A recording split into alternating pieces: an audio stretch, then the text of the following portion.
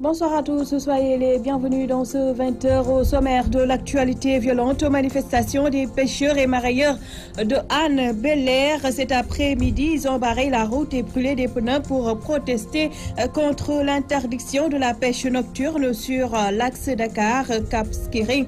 La gendarmerie a dû intervenir pour les calmer. Rien ne va plus entre les populations de Tenkorong et le maire d'Oulampan dans la commune de Sindian. L'édile est accusé de violer l'interdiction de coupe de bois décidée par Macky Sall. Des sanctions sont réclamées. Et puis le monde célèbre ce 14 juin la journée internationale de sensibilisation à l'albinisme au Sénégal. Les albinos sont encore marginalisés et rejetés et certaines pratiques mystiques mettent en danger leur vie. Reportage à suivre, voilà pour les principaux titres.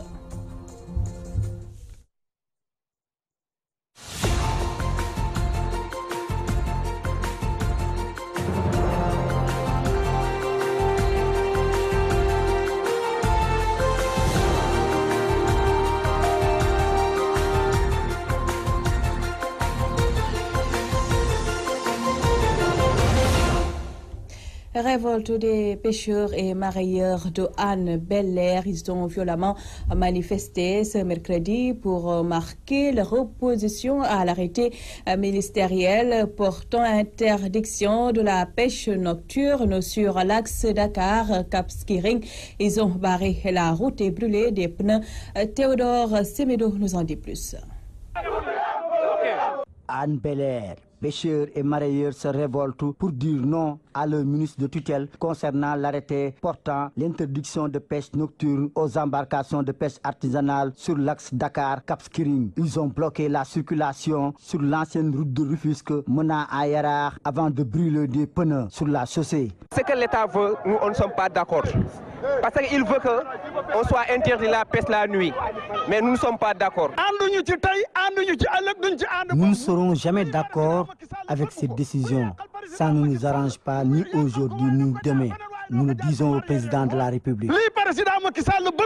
Ces acteurs de la pêche très remontés contre les autorités somment à ces dernières de rectifier le tir pour éviter le pire. On veut que l'État, quel que soit qu'il veut, nous ne sommes pas reculés. On est prêt à affronter avec les hommes détenus, on est prêt à affronter n'importe quel qui. On lance un appel aussi à monsieur le président de la République, Macky Sall, pour qu'il sache que nous, à Yara, ici, personne ne sera avec lui et on ne le vote pas pour lui. On va aller pêcher la nuit et le matin. Le ministre de la Pêche aussi, on lui lance un appel. On est prêt à affronter avec lui. S'il veut aider les gens, il nous aide. Nous, on n'a que ça. Mais en attendant l'intervention des autorités de la pêche sur le pied de guerre contre cet arrêté de leur ministre de tutelle, demande au président de la République de sévir contre ce qu'il considère comme une injustice. Théodore Semedo, Anne Belair, Walfadjri. Nous vous l'évoquions titre, les populations de Tenkorong, village situé dans la commune de Sindian, sont très remontées contre le maire de Lampan. Ce dernier est accusé d'avoir procédé à des coupes de bois dans leur localité, malgré l'interdiction décidée par Macky Sall au lendemain du drame de Bofa Bayoto. Les habitants exigent des sanctions. Dans cette correspondance de Amadi Khalil Djemé. L'affaire a défrayé la chronique la semaine dernière dans le département de Bignona avec la plainte déposée par le maire de Sindian suite à l'abattage dans son territoire communal de pas moins de 7 arbres. Le maire d'Oulampan, Lansana Sané, est visé dans cette plainte. Alors que la mesure présidentielle portant sur l'interdiction de la coupe du bois prise au lendemain des événements malheureux de Bofa Bayotte est encore et toujours en cours. Les populations de Tenkorong, village où s'est opérée cette coupe, exigent l'application de la sanction retenue contre le maire d'Oulampan. Au conseiller des collectivités locale et membre du bureau de l'institution. Moi, je suis M. Aboubakar Touré, j'habite Tenkorong, ce village de Tenkorong, en tout cas responsable des jeunes de cette localité. Nous, population de Tenkorong, nous sommes meurtris, outrés en tout cas par ce carnage écologique orchestré par le maire de Oulampan, M. Lansana Sané, qui ne respecte ni les populations, ni les textes, et même les autorités en tout cas administratives.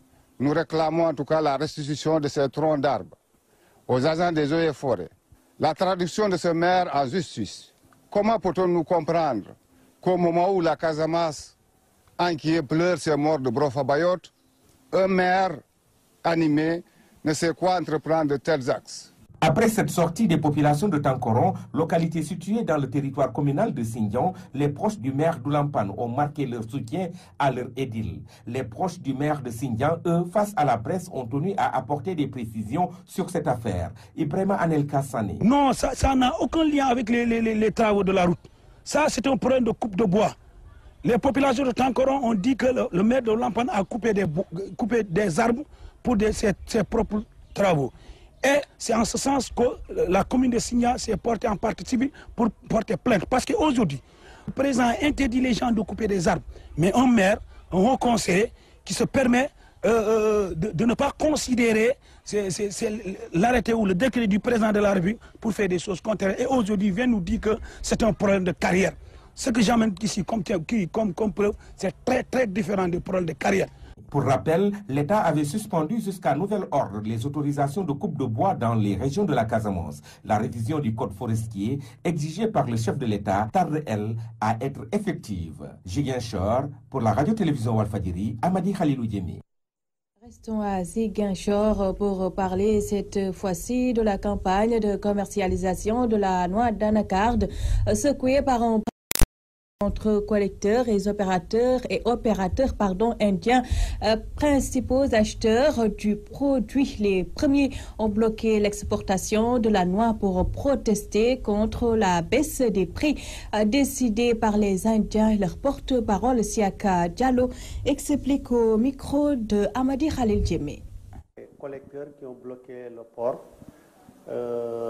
parce qu'ils ont trouvé des prix qui ne sont pas acceptables. Alors il y a les Indiens qui sont venus là-bas, qui les ont demandé les prix.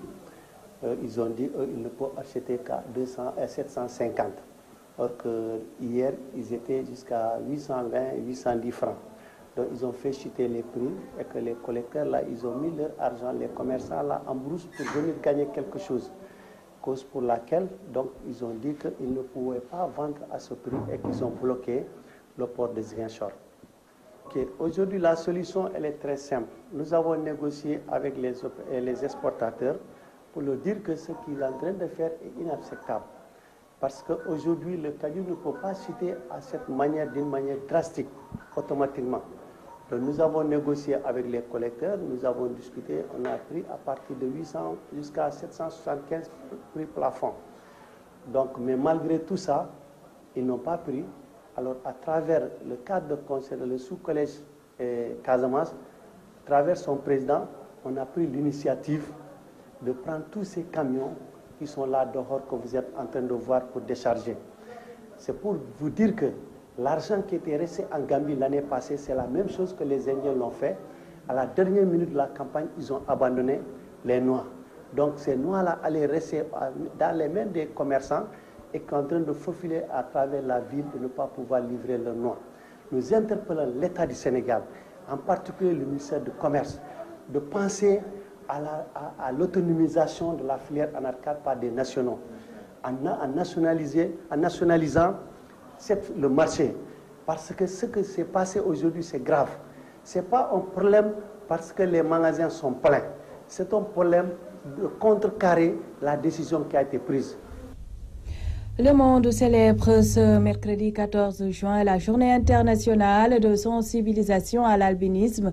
Au Sénégal, des albinos sont souvent victimes de pratiques mystiques tendant à mettre en danger leur vie, d'où l'appel lancé aux autorités pour le respect des droits de ces personnes. Un reportage signé Hadja Tigui-Dankeba.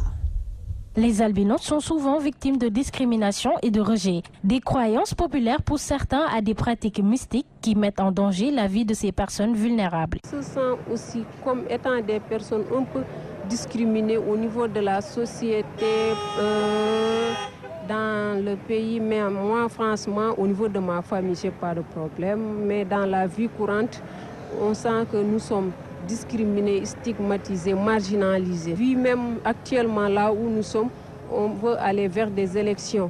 Notre vie est... Les albinos sont sacrifiés partout, des fausses croyances d'al. Ils disent que si tu coupes l'oreille d'une femme albinos, tu auras le pouvoir et l'argent.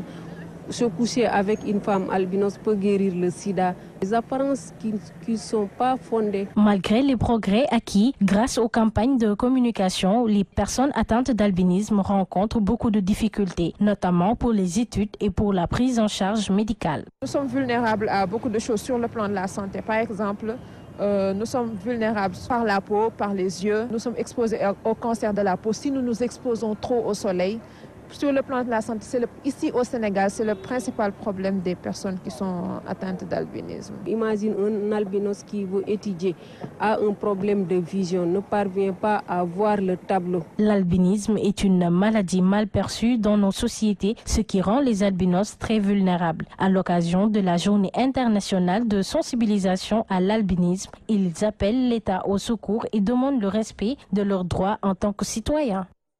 La Journée internationale de sensibilisation à l'albinisme célébrée donc ce mercredi 13 juin. À 2 jours de l'Aïd el-Fitr, les tailleurs et couturiers ne se reposent plus. Depuis quelques jours déjà, ils passent la nuit dans les ateliers pour tenter de satisfaire la clientèle et les modèles en vogue font le bonheur des femmes. Mamou Gassama et Seyda Mariama Ndiaye, reportage. À quelques jours de la fête de Korité, marquant la fin du mois de Ramadan, la période fait l'affaire des tailleurs qui sont d'ailleurs sollicités. Depuis des semaines, certains d'entre eux passent des nuits blanches pour satisfaire les clients. Abdou Ndiaye est l'un d'entre eux. On a commencé à veiller depuis la semaine prochaine juste pour satisfaire la clientèle. Il fallait commencer les veillées, sinon on risque de ne pas respecter nos engagements et que les clients risquent d'être fâchés contre nous. Les années passées, on veillait pendant un mois, mais cette année-ci, c'est juste une à 2 semaines. Puis la situation économique un peu difficile du pays. Cette année, les clients se font un peu rares par rapport à celle précédente, nous confie Mamadou Tchane. Les clients viennent par compte-gouttes, mais pas comme ce qu'on a l'habitude de voir dans les temps. Pour éviter des problèmes avec ses clients, Ndiaye Abdou limite ses commandes. Inch'Allah, alhamdoulilah, on va livrer toutes les commandes à temps. Parce que si tu ne livres pas les commandes à temps, tu risques de t'attirer la foudre du client et prochainement, il va déserter ton atelier pour voir ailleurs. Le client qui paye son tissu et qui donne son argent, c'est pour porter ses habits le jour J. Ce qui est contraire à Mamadou Tchane qui continue de recevoir des commandes. Nous ne sommes pas encore débordés. Moi, par exemple, j'achète des tissus que je confectionne pour les exposer afin de les vendre. S'il y a un potentiel client, au cas échéant aussi, si un client vient, je peux coudre pour lui. Et pour la plupart, même les gens préfèrent ces habits qui sont du prêt-à-porter. Les modèles qui sont en vogue pour cette fête de Korité 2018 sont des tailles basses, brodées Autriche, robe 217, entre autres, et les prix varient selon la qualité. Ici, c'est les prix sont à la portée des clients. On fait tout pour que le client qui rentre ici trouve satisfaction. À quelques jours de l'Aïd al-Fitr, l'heure est au dernier réglage. Hommes, femmes et enfants prennent d'assaut les marchés et autres pour les tenues à mettre le jour de la fête de Korité. Faisons le marché à 2 jours de la Korité, pas de grande affluence dans les lieux de commerce. Des condiments comme le poivron et la tomate ne trouvent pas encore d'acheteurs. Quant à l'oignon et la pomme de terre, leur prix commence à connaître une légère hausse. Le constat de Fatou Bintou Diouf. À moins de 2 jours de la fête de Korité, le prix de certains denrées sont à la hausse. C'est le cas de l'oignon et de la pomme de terre. Le sac d'oignon, on le vend entre 6 500 et 7 000 francs. L'oignon du pays entre 6 000 et 5 550. Et c'est pareil pour la pomme de terre qui est vendue entre 7 500 et 8 000 francs. Cependant, le prix de certains légumes comme la tomate, les carottes, choux et autres reste constant. Comme vous l'avez constaté, le marché est rempli de légumes frais. Les femmes peuvent se remplir le panier, même avec 5 000 francs seulement.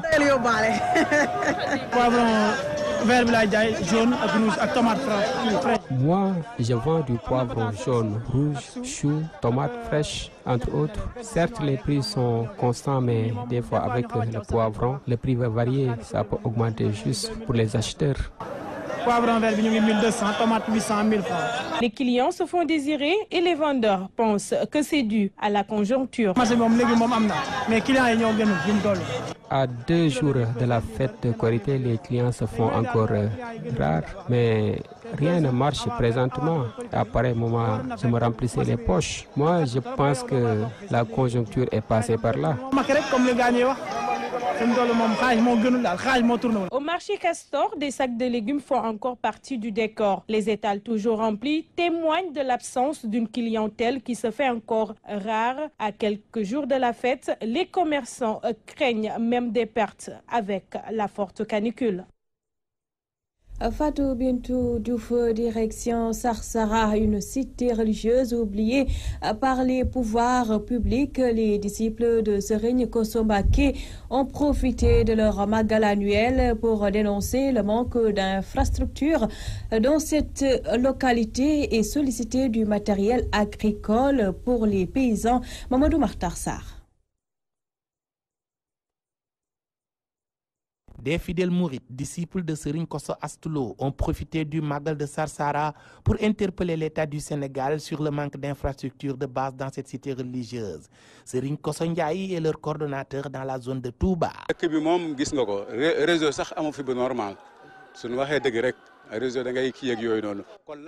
Vous l'avez constaté. Le village de Sarsara est confronté à un manque d'infrastructures de base. Il n'y a même pas de réseau dans la zone. Il n'y a pas d'eau en quantité suffisante. Nous demandons aux autorités de revoir leur politique envers les cités religieuses. Nous, les disciples, nous réclamons beaucoup plus de considération pour Sarsara.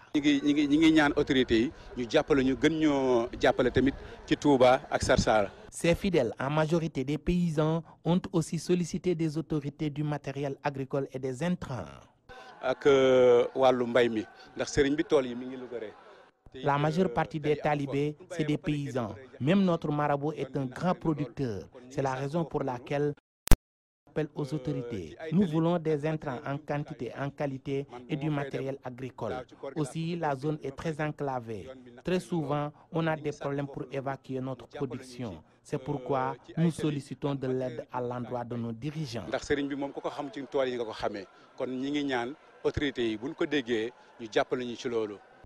Au terme de cette cérémonie religieuse, ils ont aussi dénoncé l'absence et le manque d'appui des autorités étatiques dans ce magal dédié à Serigne Kosso Astou Lo.